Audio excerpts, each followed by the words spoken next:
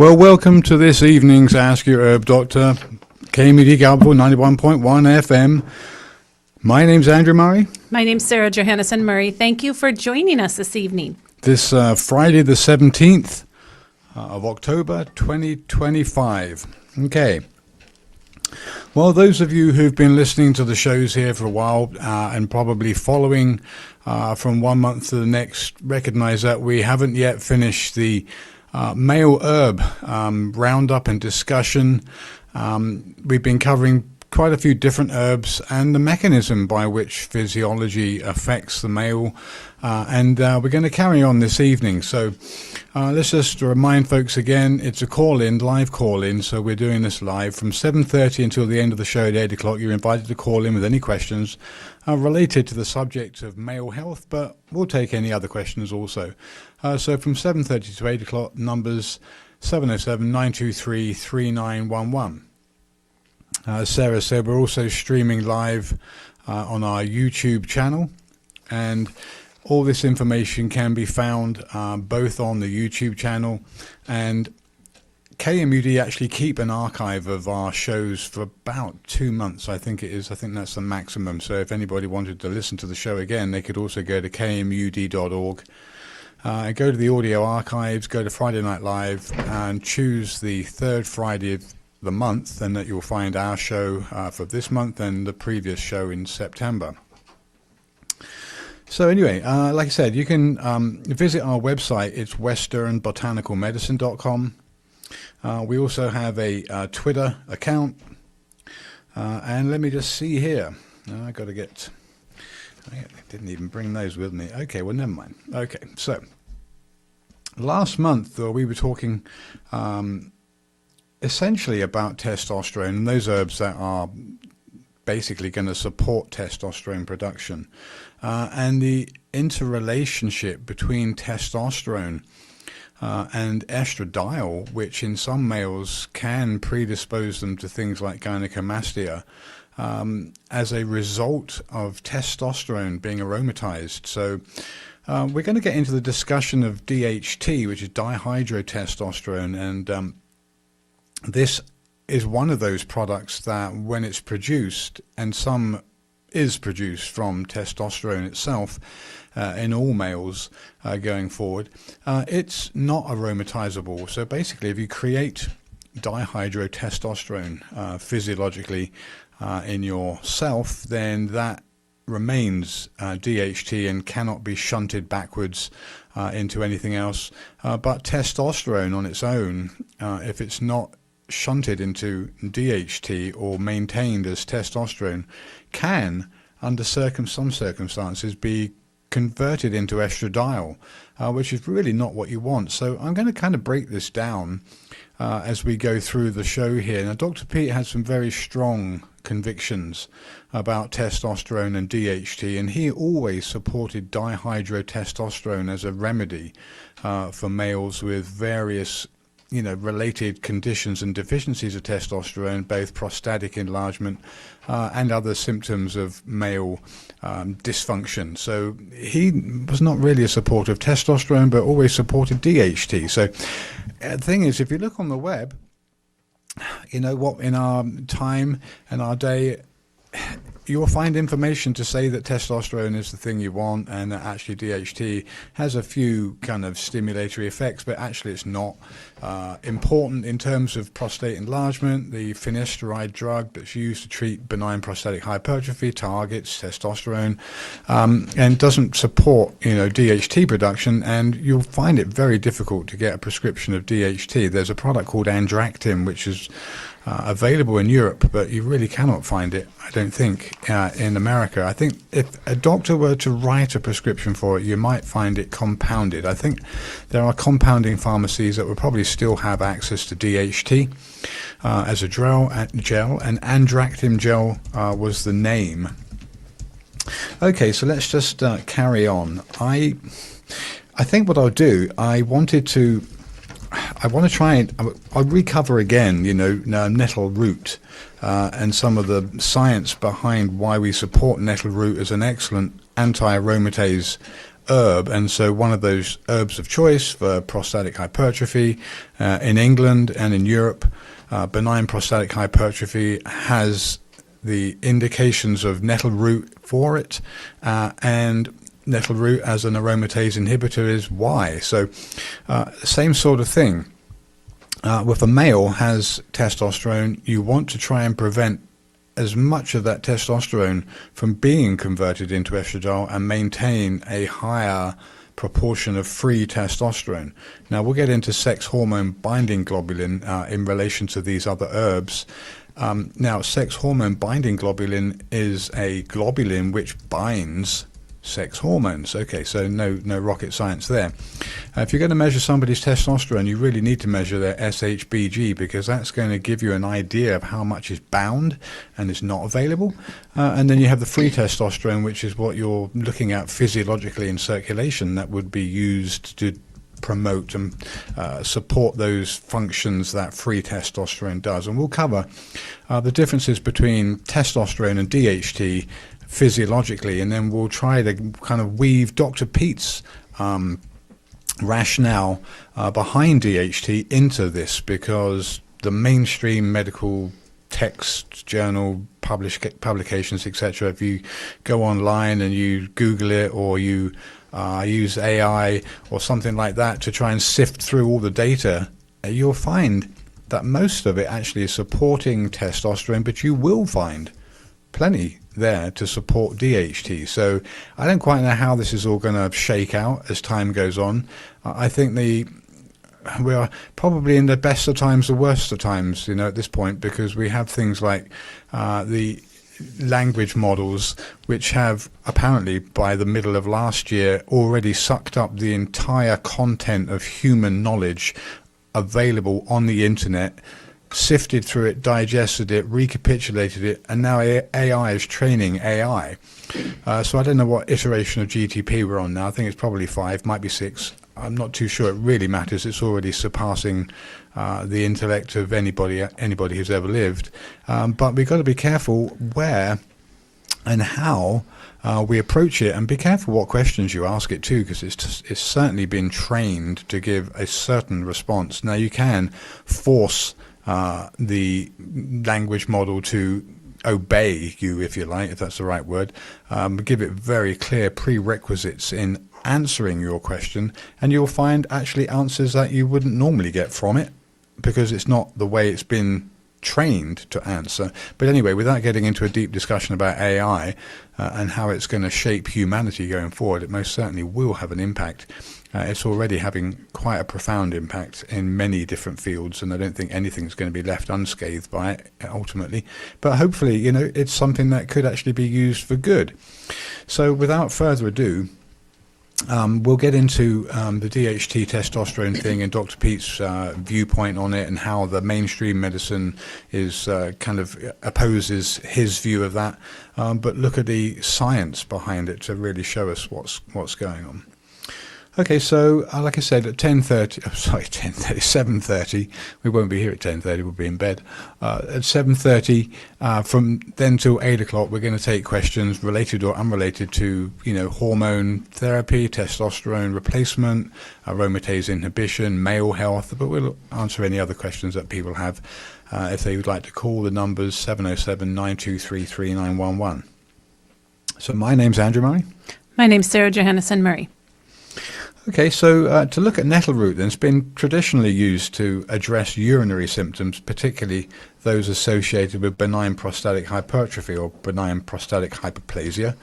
Its potential effects on the conversion of testosterone to estradiol are linked to its influence on 2 key mechanisms. So the first is aromatase inhibition. And the second one is actually related to sex hormone binding globulin modulation, and we'll cover that. But for the aromatase inhibition, phytochemicals within sting and nettle root have demonstrated inhibitory effects on the aromatase enzyme, which is responsible for converting testosterone into estrogen, or estradiol.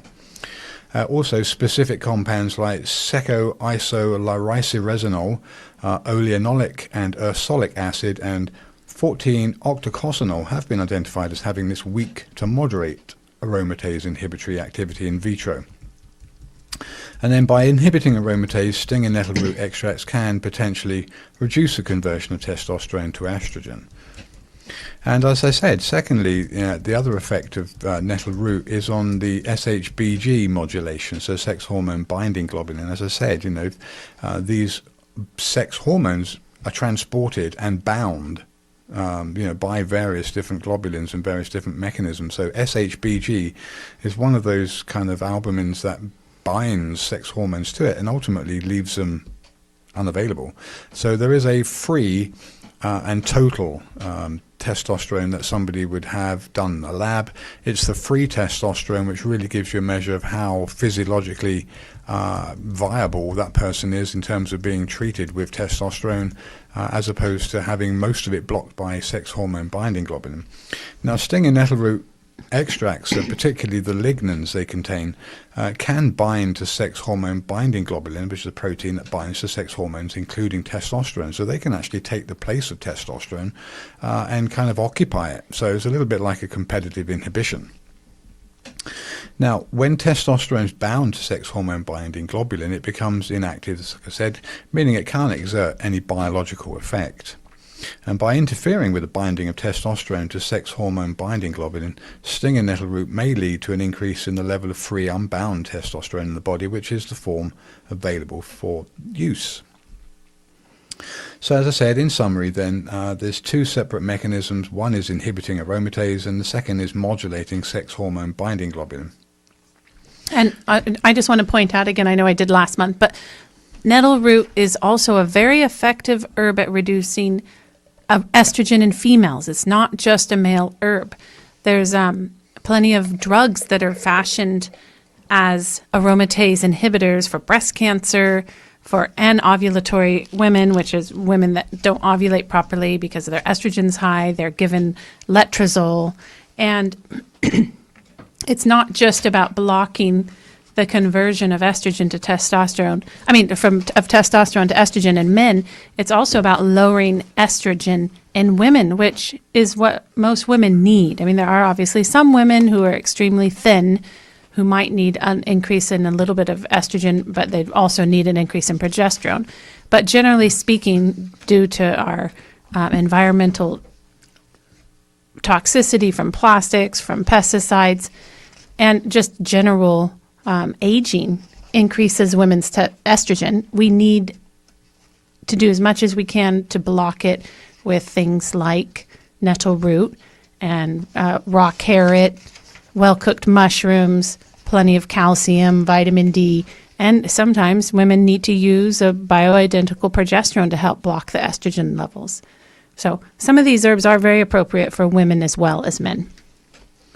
Okay, so at the beginning of starting this kind of discourse on male health, I've covered things like Tribulus terrestris, which is punctivine, both the folia and the seeds. We've covered Eurycoma longifolia. We've also covered, Turnera. We've covered yohimbe bark. Just taking a look at the previous things here. Yeah, like I said, Turnera diffusa. Mucuna pruriens, we've also covered that as a dopamine agonist. And I wanted to take something quickly. We've also mentioned, obviously, Urtica dioica, nettle root. I want to quickly cover the phytochemistry of Epimedium corianum. And then we'll get into where we left off with the testosterone versus DHT kind of question answer, and Dr. Pete's rationale for supporting DHT over testosterone, which is what you will not find if you look on the internet. You'll not find that unless you force something like ChatGPT to give you the answer straight, then actually you will get it. So that's the interesting paradox. The interesting paradox of the sum total of all knowledge is that vested interests that may have a certain vested interest in steering the narrative one way, I don't think they can control the freedom of information, because I think anybody who wants to get on and use ChatGPT or Grok or any of the other contenders for the large language models that have sucked up and processed all the information known out there in the universe, it's actually very difficult to stop these things from telling you all about the things that they do know about, even if they've been pre-programmed not to tell you, because you can get around it. Anyway, well, at this point, you can get around it. We don't know how much longer they will. We don't. But I think, gosh, don't we all want things to go well? Don't we want to be altruistic? Don't we want to feel that the intelligence itself, becoming self-aware, will actually recognize just how amazing and how unique and how wonderful life is, biological life and human beings, and they'll also figure out the all of the nuances of our creation, and actually that is an interesting topic if you want to ask any of these large language models about that. Anyway, that's another subject, isn't it? We're talking about phytochemistry and medicinal herbs, physiology and pharmacology. So let's get into Epimedium corianum. Now, the main compounds are flavonoids here. So icarin is one of the main marker compounds that you would expect to see for this product if you put it through HPTLC to quantify it and to qualitatively, support its identity. And then icaritin, epimedin A, B, and C, and desmethyl icaritin, and sagitoside.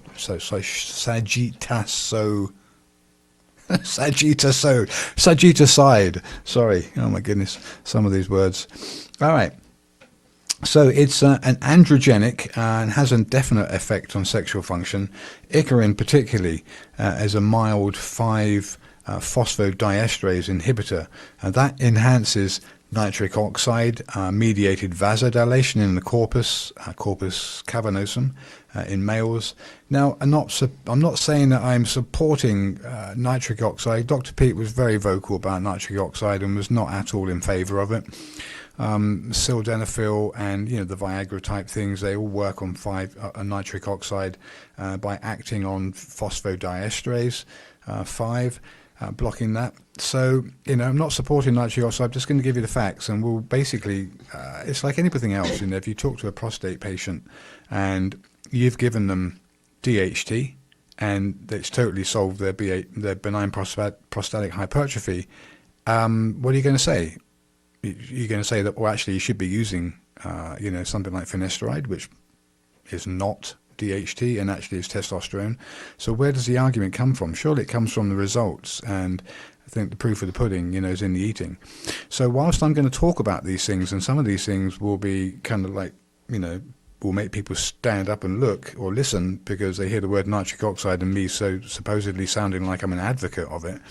I just want to make sure that we give you the facts, but actually, the results in a person is the main thing that we're looking for. So, just to give you the data on Epimedium, it's like I said, it works on dilating the corpus cavernosum. So, I don't have to get into the physiology of the male reproductive organs to give you an idea of what dilation and engorgement means for a male, but ultimately, the nitric oxide here supposedly is the main compound which is responsible for this.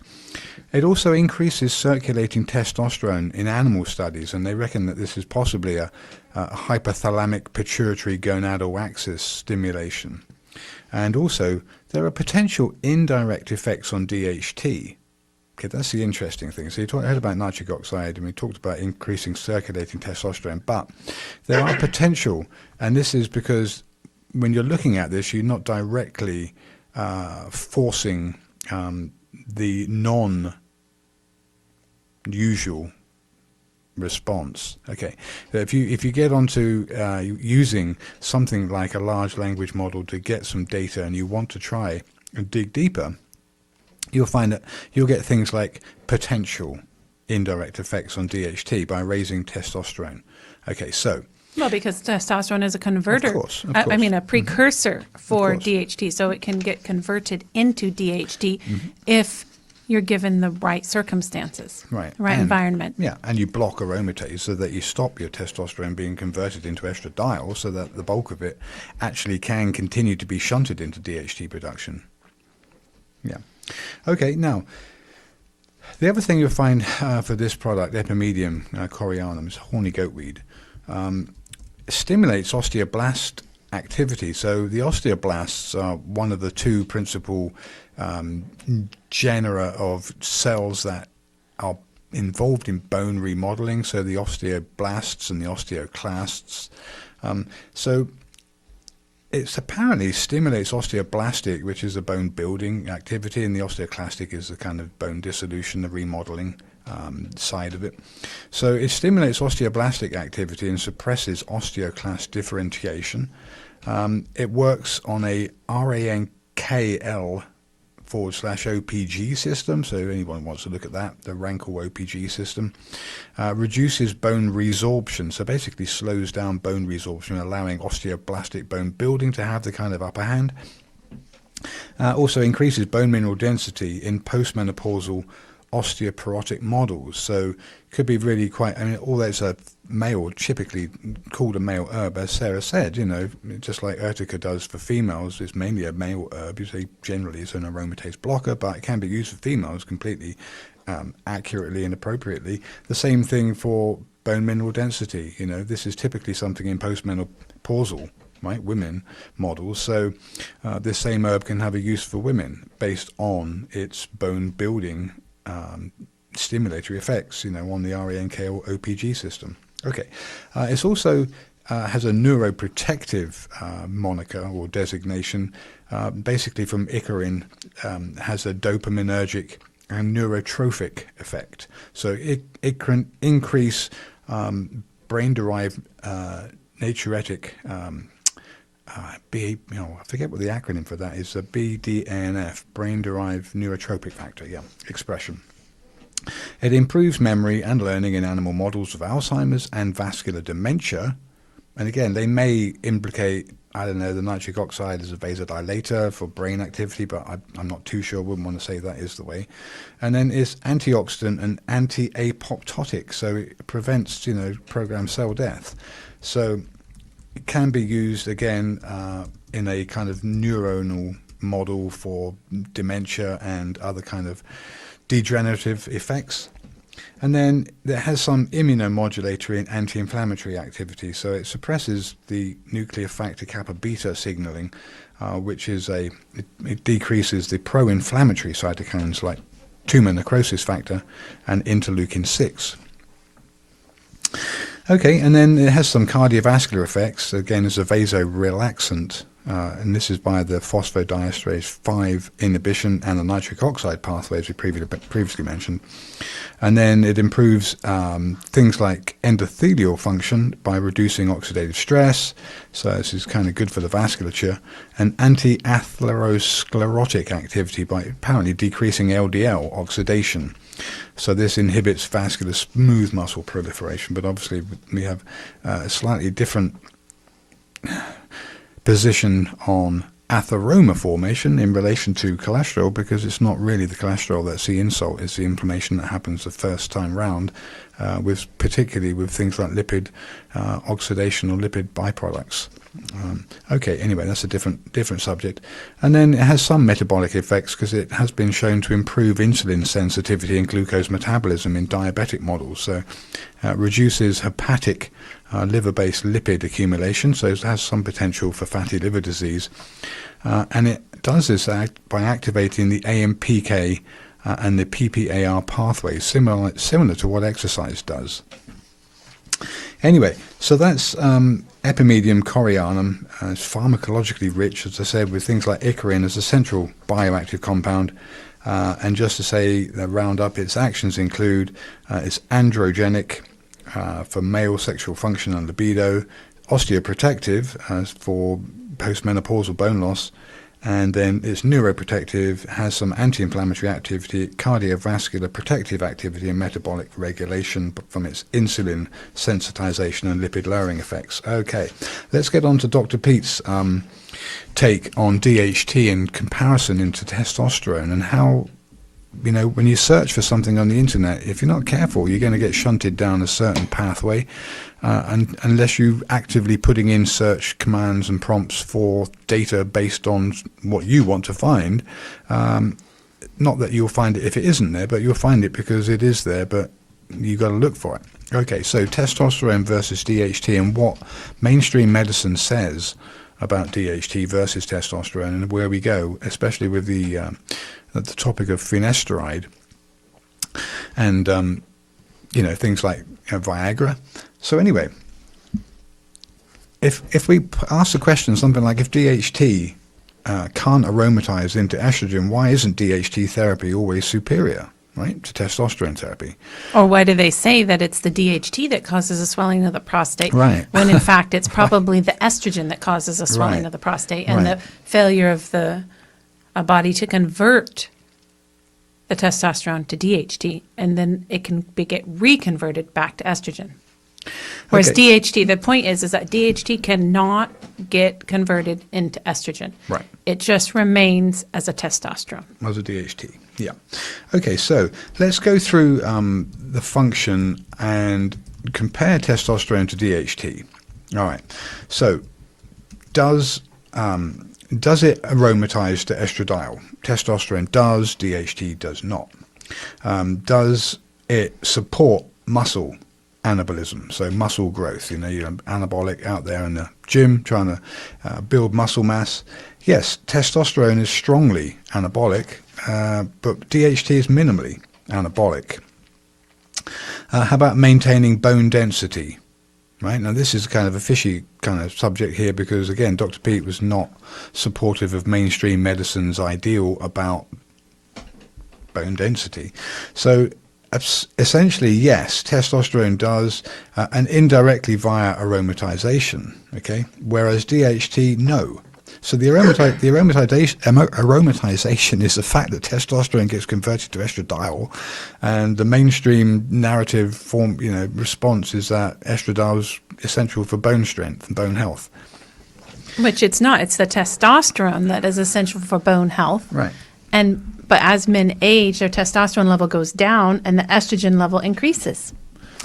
And would if you were using not using the testosterone, doesn't weight-bearing exercise increase your bone health anyway? So can't you just do that through the lifestyle? Yes, you can. So it's both. It's a two-armed approach. So weight-bearing exercise will by virtue push the osteocytes into the strengthening side of their architecture, or the architecture of the bone will become stronger by osteoblastic activity.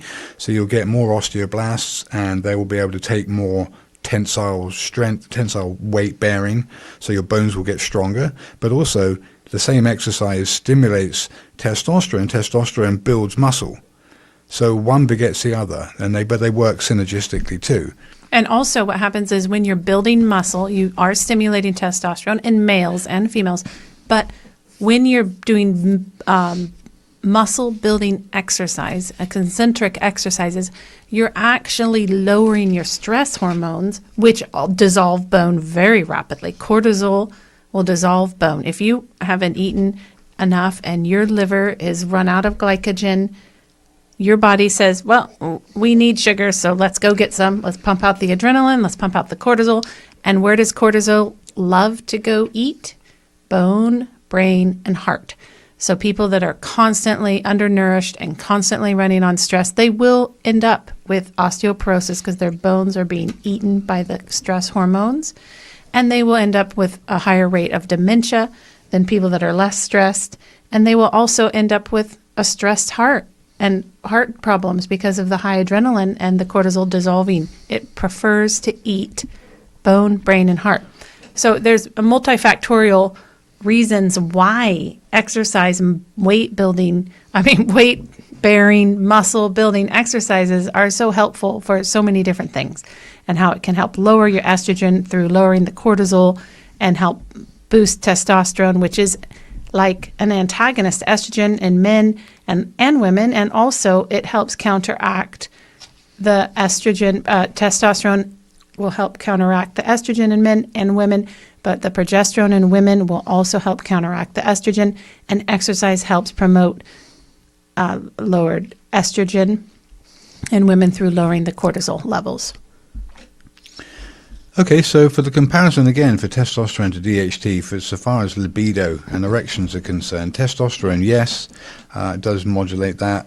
DHT is very strongly modulates libido and erection. For supporting mood and cognition, testosterone, yes, but it's estrogen dependent so far as mainstream is concerned with estrogen, and limited in DHT. Now, hair loss is another kind of arm of the finasteride alopecia type approach to, pharmaceutical drugs for that.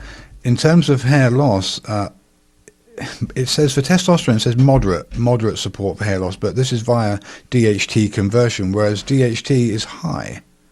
Okay, so that's a hair loss risk. So DHT is supposedly implicated in more vasoconstriction, and therefore, if you look at kind of mainstream articles, research papers, the hair follicles are being denied the oxygen and the nutrients because it's vasoconstriction is not allowing food to get to the hair follicle, whereas they say testosterone has a moderate effect on that because it doesn't really affect blood supply to the follicle. But I'm sure that, I know there are different answers for hair loss and why that is in males. They'll probably leave that for another show. But so far as the prostate is concerned, yes, testosterone does, and DHT strongly so stimulates the prostate. And then for spermatogenesis, this is indirect for testosterone via LH and FSH, and DHT actually suppresses this axis. So while DHT is non-aromatizable, which is great for estrogen-sensitive patients, it is pretty potent at increasing libido and sensitivity in general. It's cleaner for bodybuilders because it avoids the estrogen-related water retention, and it can't be aromatized. Okay, so let's move on and look at, for DHT then, it's something that you really want to be thinking about for a kind of targeted approach, but that's if you can get DHT. But if nothing else, you can make sure that you don't block this testosterone, or you don't block the conversion of it to DHT by using an aromatase inhibitor, so that you have more of it available, so you're more likely to produce DHT from it. Okay, so think of it like this, and testosterone is like the parent hormone, okay? It's the kind of original beginning, and both DHT and estradiol are its metabolically active children, right? Each with vital roles. Now, I'm not too sure the word vital applying to estradiol is that pertinent at this point, but we'll argue that in a moment. Now, using only DHT is like using just one child without the parent or sibling who manage the rest of the house. But again, this is kind of mainstream. This will be a mainstream, and as we get on a bit further down the show here, we'll argue why Dr. Pete's support of DHT was valid and how we can begin to understand why the rationale for the estradiol as being important is actually erroneous. Now, for people, I've mentioned, with men with estrogen excess or estrogen sensitivity, DHT might be preferable. And then also for men with prior testosterone replacement therapy related to gynecomastia, DHT may be more preferable. If men want libido or erection boost without the estrogenic kind of bloat that happens with estrogen rising in males, DHT would be more preferable. And then post-finasteride syndrome, in some niche cases, DHT would definitely be preferable because it's the DHT and not the testosterone that you want. So there are other counter-arguments for when DHT is not ideal. Now, this is going to be from the mainstream perspective, but it'll be when things like hair loss is a concern, right? Because they're not arguing for DHT, they're arguing against it. So DHT is a powerful tool, but as you'll find out, there'll be arguments against it, and there will be some compelling reasons for supporting the use of testosterone.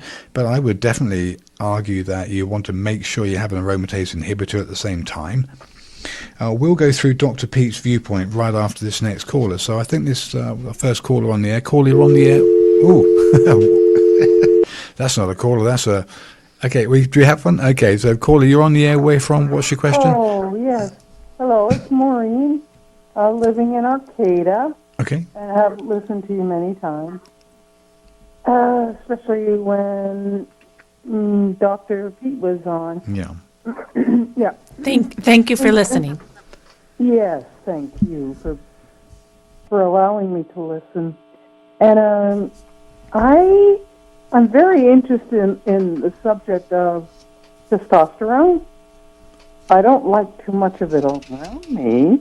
And I understand why it's deemed, hasn't it been deemed a controlled substance?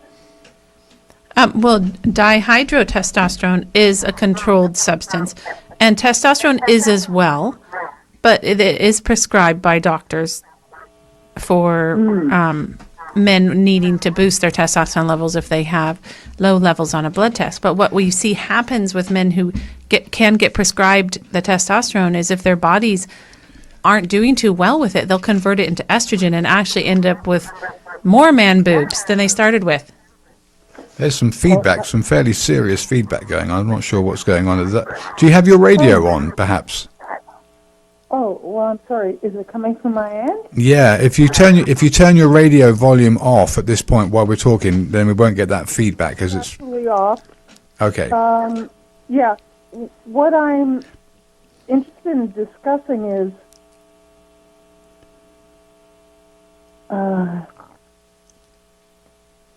You said you're interested in testosterone, the right? dangers of testosterone. I guess I'm interested in discussing that, people pumping themselves up with that and what's that doing to our world. Right. Well, the one danger that is well documented is that it can increase the man's estrogen, which gives an increased risk of heart attack, decreased bone strength, and also they have, loss of muscle mass. So those are the dangers that can happen with men using testosterone supplements. And that's why Dr. Pete was an advocate of men, if they needed to boost their testosterone levels, because they had low levels on a blood test and they were developing man boobs and they were not building muscle mass like men should do under the influence of testosterone. He was a proponent of... And exercise, of course, and a healthy diet and all the other things. But if they actually had a physiological deficiency of testosterone, he was advocating men use dihydrotestosterone because it won't increase those estrogen symptoms. I'm not sure if that's what you're asking, but that's what physiologically it can happen. It's the aggression. Oh, the aggression. Well, actually, most of the aggression comes from the estrogen, men not keeping their testosterone levels at testosterone or dihydrotestosterone, but it gets converted to estrogen. So if you think of the raging alcoholic male, alcohol hurts the liver. It hurts the man's ability to detox estrogen, and estrogen can build up in alcoholics because of their liver being poisoned by the alcohol, and then they therefore become running on high adrenaline, and they can become angry because of the high estrogen. If you think of someone with high testosterone, you think of the big, bulky guy that's just he likes to work hard. He has lots of muscles. He's pretty chill. If you think of the man who's running on a lot of estrogen, he's angry and he's uptight and he's not at peace. Testosterone is a very peaceful hormone. Estrogen is a very angry hormone.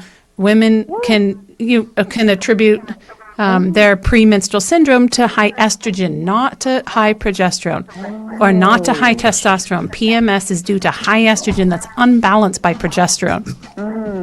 Wow. So does that kind of make a little bit more sense? Oh my God, I have to rethink everything. Well, thank you for your call. I appreciate that. If anybody else wants to call in, 707-923-3911. Okay, so my name's Andrew Murray.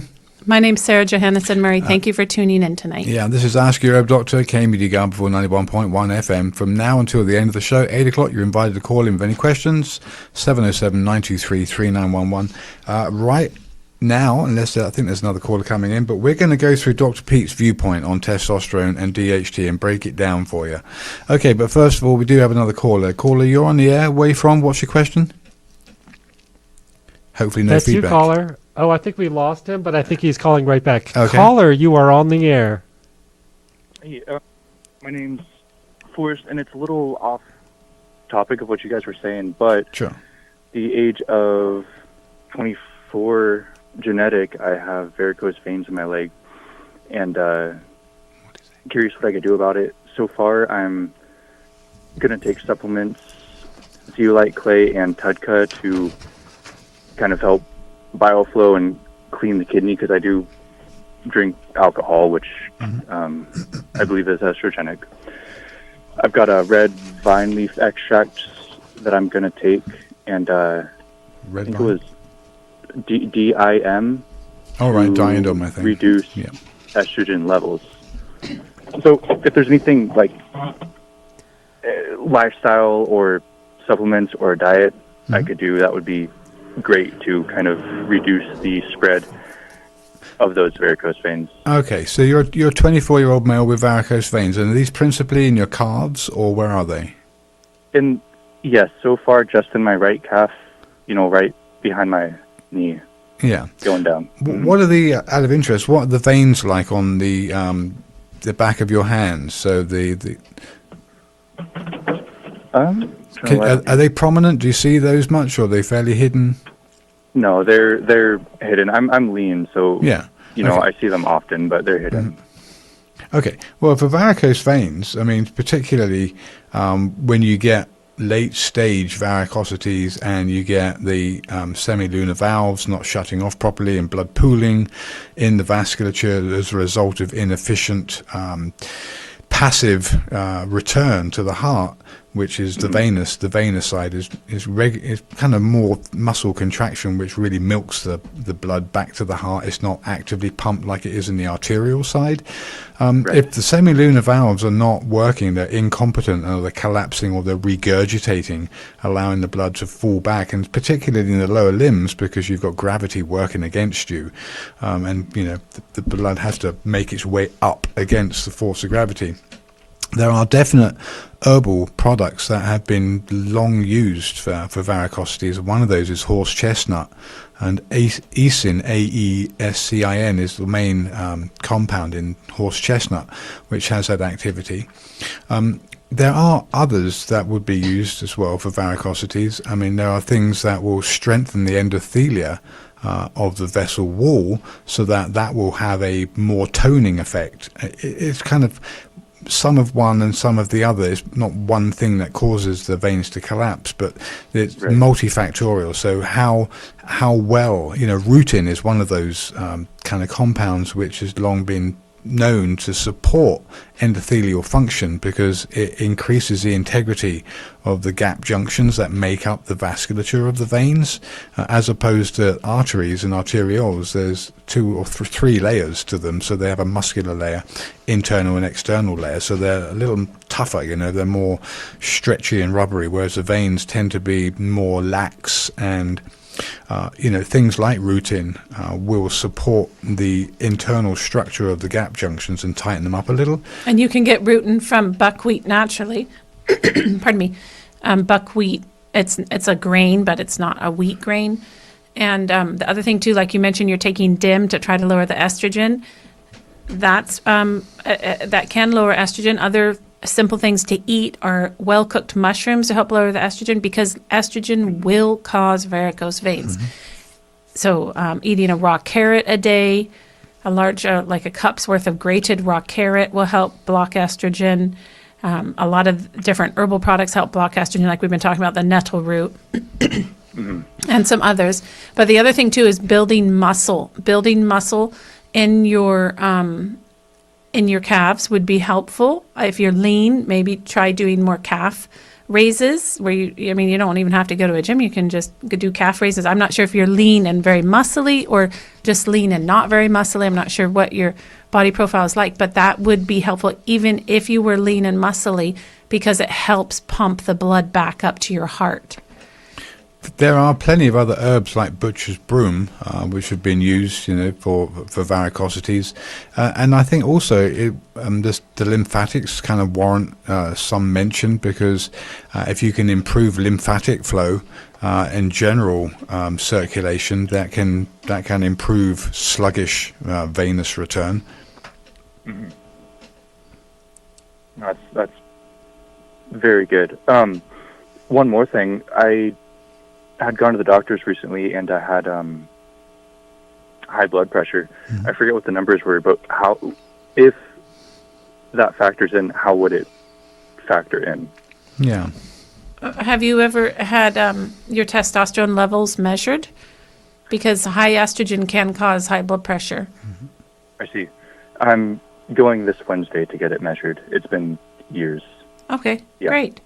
Yeah, because that can, high estrogen can cause high blood pressure, but also high stress hormones can cause high blood pressure. And for someone that you said you were 24 years old, yeah, then that's something normal. You want to look at. And being low thyroid, I don't know if you've ever had your thyroid checked, but the easiest way is to check your temperature, because the blood tests aren't very accurate.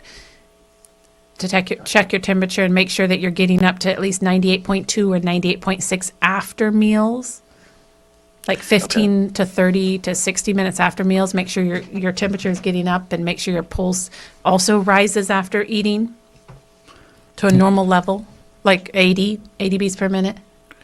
Okay. Do you have a low pulse? One more time? Do you have a low pulse, heart rate? What is your heart rate? No. Yeah.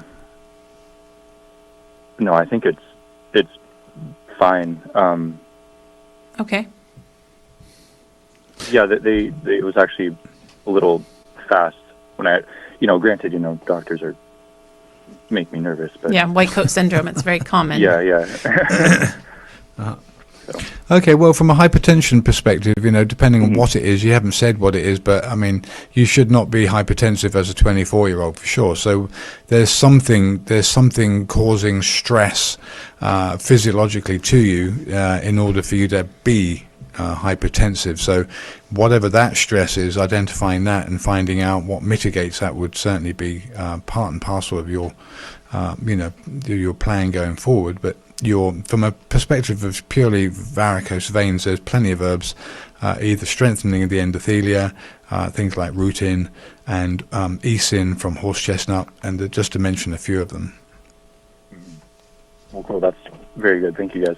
Okay, I think we have another caller. Caller, you're on the airway from. What's your question? Hi. Yeah, I'm from Eureka, and you were talking about varicose veins and also about hair loss with the nutrients not getting to the scalp and that sort of thing. Something that I found that works very well is DMSO, dimethyl sulfoxide. Mm-hmm. It really does help to promote blood circulation. Yes, it does. And so I've been using that. I also have varicose veins, and they started showing up. I'm in my early 60s, and so I started using that, and they have reduced considerably since I've started using DMSO. Just DMSO on your skin? On my skin, yes. Topically. But yeah, I found that, and it has also started regrowing hair on my legs. Yeah, probably from the circulation, right? That's improving.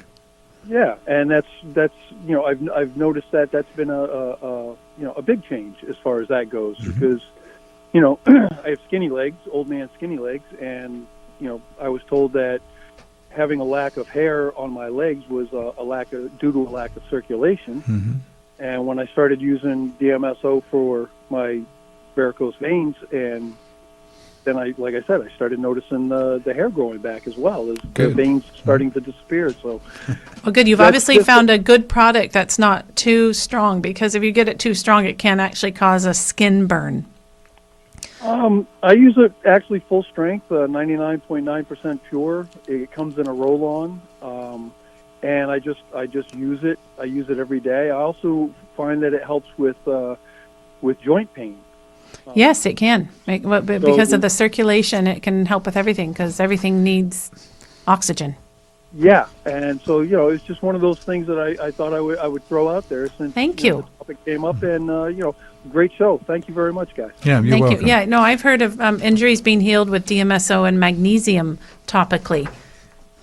Sports injuries. Okay, so the number's 923-3911 up until the end of the show, about 3 minutes or 4 minutes to the top of the hour. I'll carry on here with some of Dr. Pete's refuting the estradiol estrogen narrative for arguing DHT against testosterone. So he said essentially that estrogen was largely inflammatory and catabolic, so it breaks things down, not anabolic, and it's not protective. His opinion was that it was fibrosis promotion. It supported fibrosis, which again is not what you want. It stimulated cell proliferation, which it certainly does in terms of its cancer promoting for those kind of tumors that are estrogen dependent. And also it was a stress signaler. So he had nothing really good to say about estrogen. And he always argued for progesterone over estrogen. Well, estrogen has its place. Yeah, it's important. But what happens in people is that things get out of balance and the estrogen stays elevated. It's supposed to elevate for specific times and then go back down. It's part of the inflammatory response and healing, but it's not supposed to stay up and stay in high levels, and that's what tends to happen, and that is what causes a lot of inflammation because things aren't in balance and the estrogen stays too high in relation to the other hormones like testosterone and progesterone. Now, he also said that it contributes, estrogen contributes to serotonin and prolactin elevation. Now, neither of these two, again, are beneficial. So he said that it's associated with depression, hypothyroidism, and sexual dysfunction. So estrogen had nothing good coming from it. And in men, excess estrogen, as we know, promotes a condition called gynecomastia, so male breasts, and also caused prolactin elevation. Again, this would support the gynecomastia, water retention, and reduced libido. So estrogen had nothing good there. He also challenged the idea that estrogen protects bone, arguing that bone loss in aging is more closely tied to thyroid deficiency, low DHEA, or cortisol excess, as Sarah's mentioned, not estrogen deficiency, and that progesterone, DHEA, pregnenolone, and thyroid hormones, specifically T3, are more bone supportive than estradiol. The phone's ringing, but it's 7:54. Caller, you're on the air. Where are you from? What's your question? I would get it done in a minute or so and see where we go. Caller, you're on the air. I said he could have 10 seconds to talk. He got 50. Hey, what a really great show tonight. Thank you for bouncing all over the place. Oh, you're welcome. Something about the DMSO. I used to work with some racing horses, and it was often DMSO is used. It's popular for many years. Yeah. For delivering Right. like a antibiotic or not antibiotic, but like aspirin or a pain reliever, to horses. Right, it increases absorption. Excuse me? It increases the absorption. Yeah, absorption. And my point was, I remember the guy poured some in his hand, and it poured out he had his hand cupped, his palm, and it poured out the bottom. The viscosity was amazing, and so there lies the introduction into the cells, and it's pretty. I guess it's pretty benign. Okay, well, I appreciate your call, caller. It is 7:55, so another supporter of DMSO definitely has a place in alternative therapies, definitely as a vehicle, as a transporter across the lipid bilayer, definitely has activity, and if people want to look into it as a carrier, it's certainly supported plenty of places. And caller, if you had a question you wanted to ask either Andrew and I, you can call our number and leave us a message. It's a 888 WBM herb. So that's, I can't even remember what it is now. It doesn't matter, WBM herb. All right. For Western Botanical Medicine, herb, HERB. Yeah, or you can email me, or Sarah, Andrew or Sarah at westernbotanicalmedicine.com. So it's 7:56. We're not quite going to get rushed off yet, but let's just wrap up here what this week's discourse was and where we're going to go next week. So I want to next month get into more of Dr. Pete's argument against estradiol, why he's in favor of DHT. I've got plenty more to talk about in terms of male health, excuse me, with other herbs and other approaches. Obviously, he was very big on, things like vitamin B6 and methylene blue. He was into thyroid for sure. And then also there are some kind of six circumstances I'd like to get into with male health, males with high prolactin or males with high estrogen, and all of this different physiological aberrations that can happen as part of someone's presenting to a doctor with certain problems. So that'll be next month. So Or males with low testosterone. Yeah, all males with low testosterone. Okay, so that'll be November of next month. We'll be more into the winter by that time, and I'm sure, unfortunately, the sunny days won't be as prevalent, but hey, we're enjoying it right now. So 17th of September. So let's see here. If you want to find out more about us, our website is westernbotanicalmedicine.com.